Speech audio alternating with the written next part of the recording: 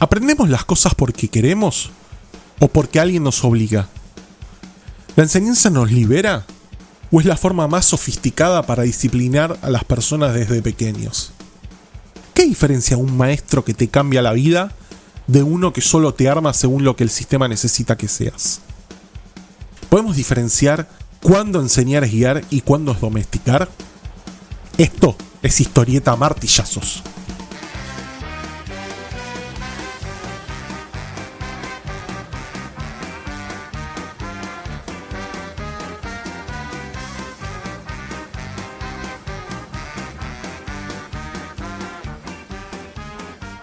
Bienvenidos y bienvenidas a otro episodio del experimento filosófico y comiquero de Escuchar 1.5 y Comiqueando. Mi nombre es Pablo y acá vamos a hacernos juntos esas preguntas que no solemos reflexionar o que damos por sabidas, pero que justamente son las que más tienen por ofrecer. Para esto voy a estar dirigiendo una novela gráfica, un cómic, un manga o una historieta, ustedes llámenlo como quieran, para que converse con el tema de hoy y ojalá que entre tanta pregunta no alcancemos respuestas definitivas, porque ahí está lo lindo, en el espacio entre lo que es y lo que podríamos ser. El tema de hoy es ni más ni menos que la enseñanza, que vamos a cruzar con la íntima y políticamente incómoda novela gráfica llamada Polina, con guión y dibujo de Bastien Vives. Y dado que se trata de un tema enorme para hacerlo adelante yo solo, voy a pedir la ayuda a invitados de la talla de Michel Foucault, Pierre Bourdieu, Friedrich Nietzsche, Carl Rogers, Paulo Freire, Adriana Puigros, Ivan Illich y Marta Nussbaum, junto a otros amigos y amigas que van a estar por ahí dando vueltas. Pero vayamos de a poco y dejemos que la historieta nos ayude a entender de qué estamos hablando cuando decimos la enseñanza. ¿Alguna vez pensaron cuántas horas le habremos dedicado a calcular derivadas e integrales o a conocer cuántos moles tiene una banana? O los que fuimos a escuelas religiosas, ponernos a memorizar pasajes de un libro que se escribió hace más de 2000 años. Porque si tuvimos la suerte de ir al colegio, al secundario o poder hacer los primeros años de la universidad al menos, tranquilamente podríamos decir que le hemos dado años de nuestra vida. Y todo para que el primer laburo que consigamos sea o de cadete o de delivery o para que terminemos bancándonos puteadas en algún servicio de atención al cliente durante años, que encima te envejecen como si fueran décadas. Y sin embargo ahí estamos, movilizándonos en masa para defender la educación pública gratuita y de calidad. Salimos a la calle con la misma fuerza y con la misma convicción con la que otros nos mandaron de chicos a ese colegio al que muchos no queríamos ir, pero que ellos estaban convencidos de que si había un futuro posible y mejor, ese era el camino. Es algo tan bello como curioso, porque eso que vivimos como un ejercicio de poder cuando nos obligaban, varios años después somos nosotros los que ponemos nuestro poder en la calle para defenderlo. Hay algo en esa contradicción que dice muchísimo sobre lo que la educación nos hace, lo que nos da y lo que todavía no terminamos de entender sobre ella. Así que vamos a entrar a Bastien Vives al podcast y junto a él a la querible Polina, que es nuestra protagonista del día de hoy y es la que le da nombre al título de la novela gráfica que hoy elegimos. Y como ya es una costumbre con Vives, nuevamente se rompen todos los esquemas de lo que podíamos esperar de este tipo, que para mí es un artista con todo lo que uno se imagina que la palabra artista representa. Es un tipo de obras tan profundas como chabacanas y polémicas, porque Vives es alguien al que intentan cancelar una y otra vez desde hace años. Y lamentablemente, hoy lo importante pareciera eso, cancelar lo que sea. Muchas veces por cualquier cosa, otras veces no, pero no nos podemos pelear por lo que realmente importa, por aquellas cosas que siguen siendo completamente intocables, pero muchísimo más aberrantes.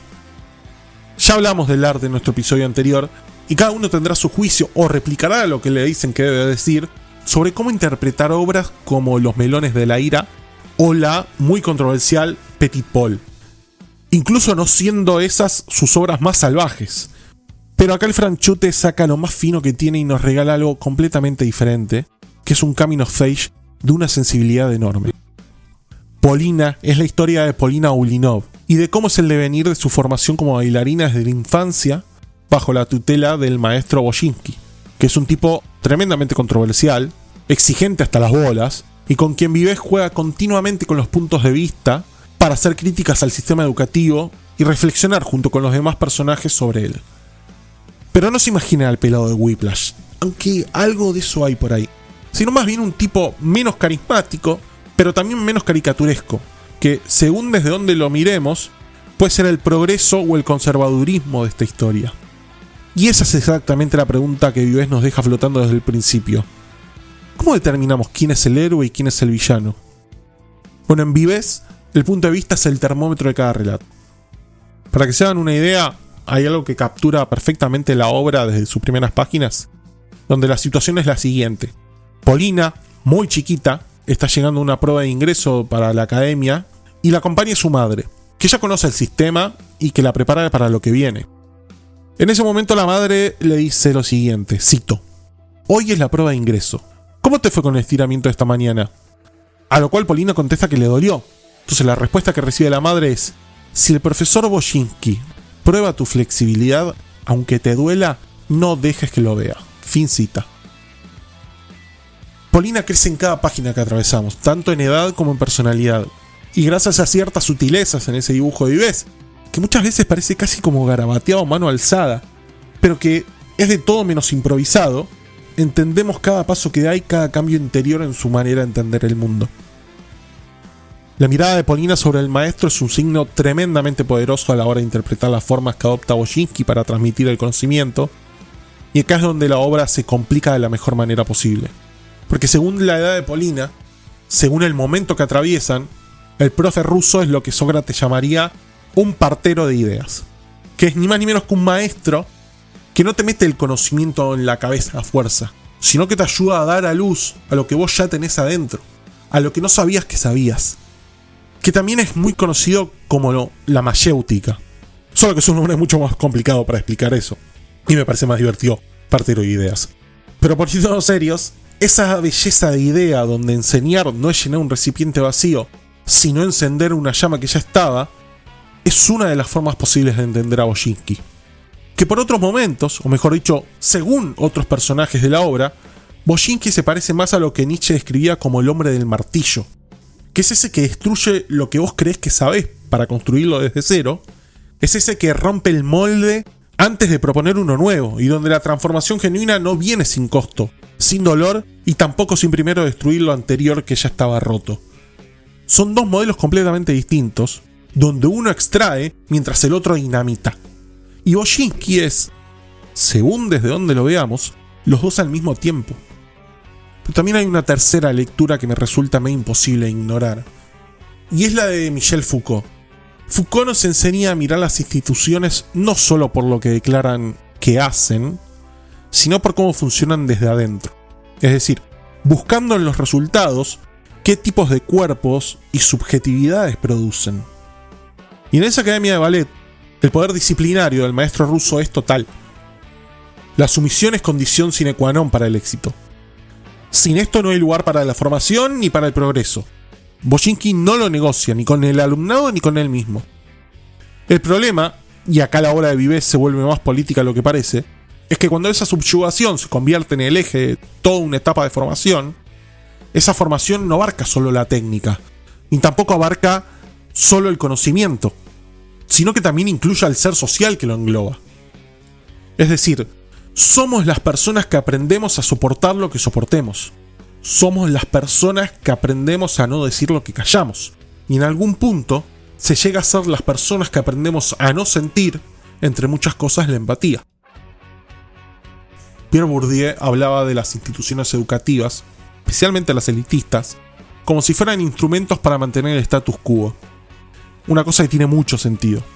Y en Boyinski vemos exactamente eso, que es la figura que enseña las reglas del juego, pero no permite cuestionarlas, no permite rebelarse, y no permite imponerse como una persona consciente y sintiente. Y eso se da básicamente porque esas herramientas, es decir, la duda, la pregunta, el cuestionamiento o la opinión, son percibidas como obstáculos en el camino hacia la perfección, o al menos a una forma de entender la perfección. Pensar en algo como libertad en la enseñanza parece un eslogan político pedorro, o un oxímoron en nuestra sociedad actual. Paulo Freire tenía una palabra para esto. Él lo llamaba la educación bancaria, que es un modelo donde el maestro deposita conocimiento en el alumno como si fuera una cuenta corriente vacía, y el alumno lo acumula sin cuestionarlo, pero también sin procesarlo y por ende sin transformarlo. Y el peligro de ese modelo no es que produzca personas ignorantes, es que produce gente que aprende muy bien a no pensar por cuenta propia, pero sí a recrear lo que otros pensaron por él. El sistema se vuelve entonces tan vacío que al aprender, su rol es recibir, no es crear. Y si yo de algo estoy seguro, es que el aprendizaje verdadero no está en incorporar datos históricos o fórmulas matemáticas de memoria, sino en ser empujado a transformar en nuestra cabeza esos datos y esas herramientas para formar nuestra postura frente a los hechos, frente al mundo en el cual estamos sumergidos. Freire lo decía mucho mejor que yo, obviamente, con esa claridad que tienen los que vivieron en carne propia el peso de ser educados para obedecer. Él decía que enseñar no es transferir conocimiento, sino que es crear las posibilidades para su producción o construcción. Boginski en ese sentido vive en la tensión más incómoda posible entre el partero y el banquero que decíamos antes. Y en un momento esa tensión explota. Polina ya no puede más. El sistema la está aplastando y ella tiene razón en sentirlo así. En una escena donde las compañeras de clase están hablando entre ellas, las chicas hacen una mini catarsis donde Polina escucha a una de ellas que dice lo siguiente, cito: ¿por qué él me trata así? Yo ya no quiero bailar más. Bailar debería ser un placer. Y la respuesta que obtiene de sus compañeras es: estamos en una academia. Hemos venido a aprender. Tenés que aguantar como todas. Fin cita.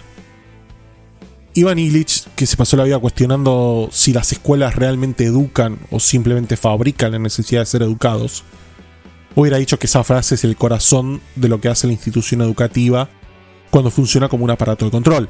No solo enseña el contenido, sino que también enseña la sumisión como virtud.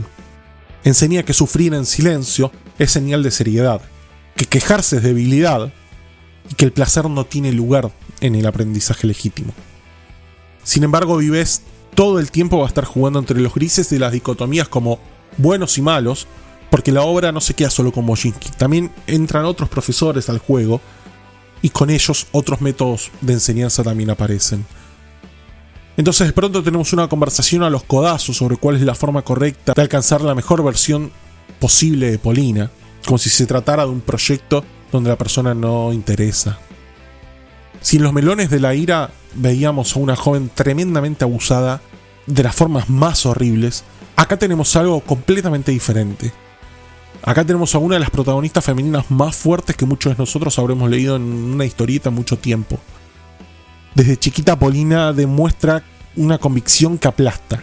Su sacrificio, su perseverancia y su disposición a seguir, incluso cuando el cuerpo y la cabeza le piden que pare, son cosas que yo admiro muchísimo. Especialmente para los que como yo nos cuesta levantar el culo de la silla para ir a buscar el control remoto. Carl Rogers decía que el verdadero aprendizaje surge en ambientes de confianza y de respeto mutuo, no en el miedo, no en la subyugación. Y esa es justamente la tensión que Polina y Boginski negocian a lo largo de toda la obra. ¿Boginski maltrata psicológicamente a Polina? Bueno, la respuesta depende mucho de la visión de la realidad de quien la esté leyendo. Pero también depende de la edad y de la generación de la que seas, de tu género, y en definitiva, de la historia personal que cada uno trae consigo mismo. Porque esa es la trampa hermosa que nos pone Vives. No hay un único juicio posible. Y lo que sí queda claro, lo que la obra nos muestra sin discusión, es que el respeto y el cariño profesional entre ellos dos empapa toda la historia. Los conflictos están, pero están como están en cualquier relación que tiene tanta intimidad, tanta exposición y tanto en juego como la de un alumno que pone en manos de su maestro su futuro. Como se imaginarán, hay un punto de quiebre, y el que Vives elige para la historia no es la ruptura, no es el abandono, ni tampoco es el odio, sino que es algo mucho más profundo y más difícil. Es el momento en que Polina tiene que decidir si sigue el camino que su maestro de toda la vida le trazó, o si busca encontrar su propio estilo, su propia forma de expresarse y su propia voz artística. Esa es la pregunta real que la obra le hace al tema de la enseñanza. No si es un buen o mal maestro, sino hasta dónde debe estar el maestro y desde dónde debe estar con ella misma. En el último fragmento que elegí para hoy, hay un momento que condensa todo esto en una sola frase. Boginski, en uno de esos instantes que se te quedan pegados, le dice a Polina, cito: la gente no ve lo que no se le muestra. Y de lo que usted me muestra, no logro ver mucho. Hay que contener y dominar la emoción. No me interesan quienes no saben hacerlo. Recoja sus cosas y vuelva cuando tenga ganas de bailar en serio. Fin cita. Está muy bueno traer aquí lo que decía Martha Nussbaum, que pasó años argumentando exactamente lo contrario, donde ella decía que las emociones no son un ruido a eliminar en el proceso educativo, sino más bien que es inteligente tomarlas en cuenta. Que una educación que no incorpora a la vida emocional no te hace más riguroso, te hace más incompleto. Y sobre todo, que aprender a pensar sin aprender a sentir produce gente muy eficiente para reproducir lo que ya existe, pero muy poco capaz para imaginar algo nuevo. Boyinski y Nussbaum no se llevarían muy bien, pero esa tensión es sumamente productiva, porque quizás ambos tengan razón, aunque resulte imposible de pensarlo. Ya para ir cerrando, volvamos a la pregunta de fondo. ¿Cuál es el modelo de enseñanza que queremos? Existe un intento, muy presente y muy ruidoso, de imponer un modelo de educación tremendamente escéptico. Un modelo que pretende simular que es posible educar niños y adultos sin ninguna bajada de línea, como dirían algunas corrientes de pensamiento. Es decir, obligar a maestros y profesores a que no tengan ninguna posición ni carga política. Como si enseñar fuera un acto neutral. Como si las decisiones de qué enseñar, cómo enseñarlo, a quién y con qué recursos no fueran ya en sí mismas decisiones profundamente políticas. Y especialmente a esos pelotudos y pelotudas que acusan a la educación pública de ser unos centros de adoctrinamiento, tengan bien en claro que nada es neutral y que cuestionar el orden establecido está muy lejos de adoctrinar, que es justamente lo contrario. Adoctrinar es, como en las épocas más oscuras de la historia, genera una sociedad que no piensa y que acata todo lo que se le impone. Por suerte, al mismo tiempo existe un aguante desde las bases de estudiantes. Esa alegría colectiva y esa gratitud silenciosa que sentimos cada vez que nos tocó un profe que se la jugaba y que no tenía miedo de decir lo que pensaba, es algo que muchos de nosotros tuvimos la suerte de vivir. Y esto se daba en especial con aquellos maestros y profesores que nos respetaban lo suficiente como para no repetirnos un texto de memoria como si fuéramos un reproductor de audio, sino para hacernos pensar y debatir con nosotros, que justamente son los profesores que uno lleva consigo para siempre. Adriana Puiggrós decía que la escuela pública argentina fue construida sobre una promesa: la de integrar, la de incluir y la de dar a los que menos tienen una herramienta que nadie pueda quitarles. Y esa promesa sigue siendo real. Y por eso sigue siendo amenazada, como hacía mucho tiempo que no ocurría. Porque en esta contemporaneidad espantosa que atravesamos, no importa cuándo estés escuchando esto, Messi y la universidad pública son los últimos bastiones de orgullo nacional que nos queda a los argentinos mientras todo lo demás explota por los aires. Y no es casualidad que ambos nos dejen saber que podemos ser la mejor versión de nosotros mismos. Que es un lujo que la derecha conservadora quiere pintar como un gasto innecesario, cuando en realidad es el único salvavidas en un mar de mierda que llaman inflación, que llaman precarización laboral, y que los gobernantes piensan más en la cantidad de seguidores que tienen en Twitter que en el bienestar de su gente. El que pretende que la educación sea un bien de mercado es el mismo que nos habla de meritocracia desde un country, habiendo evadido impuestos o cagando muchísima gente en el camino. La novela gráfica de hoy nos muestra que Polina baila, que Boyinski enseña, que la academia disciplina, y que en medio de todo eso, una piba con unos ovarios de acero encuentra a los golpes y al costo de lo que sea necesario su propia voz. Pero sobre todas las cosas, si algo nos deja Polina como obra, es que en Argentina el verdadero arte no está solo en el ballet. Si no, sobrevivir a una clase política lleva años bailando sobre nuestras cabezas, mientras que todavía quieren vendernos a la meritocracia como si fuera una obra de arte. Entonces, les pregunto, ¿vamos a querer seguir bailando el paso que alguien más nos coreografió? ¿O vamos a empezar, aunque sea con miedo, a movernos al ritmo de nuestro propio sentir? Pero amigos y amigas, hasta acá llegamos por el día de hoy. Si les interesó esto, los invito a que visiten comiqueando.com.ar, donde encontrarán columnas y reseñas, y también su canal de YouTube con material, mejor dicho, con muchísimo material gratuito. Pueden visitarnos en nuestro Instagram, escuchar el 1.5 podcast para dejarnos sus mensajes, que nos encanta recibir. Si les gusta el cine, los invito también a que escuchen nuestros episodios más largos de Escuchar el 1.5, dedicados a reseñar películas que pasan por fuera del barro del mainstream, o películas que pasan por debajo del radar, pero que realmente vale la pena dar a conocer. La música que escucharon es de La Chancha Muda, una banda argentina de rock que a mí me gusta mucho, y de ella le pido perdón a Gonzalo Pascual por omitirle la voz en este episodio. Espero que les haya gustado mucho y sobre todo, que los haya dejado con muchas más preguntas que respuestas. Hasta la próxima.